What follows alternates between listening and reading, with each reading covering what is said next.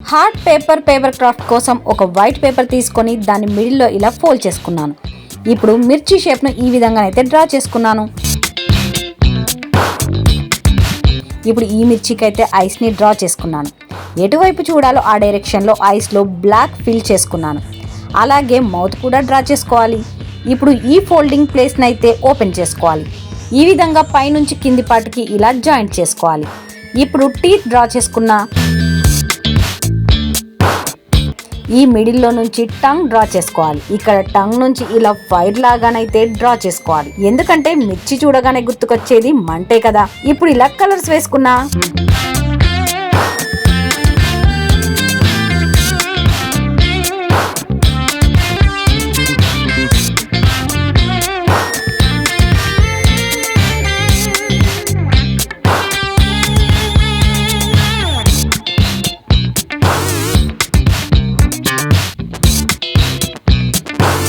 మన మిర్చి paper craft complete. ఇప్పుడు చూడండి మనం మిర్చి చేసే తమాషా. Thank you for watching.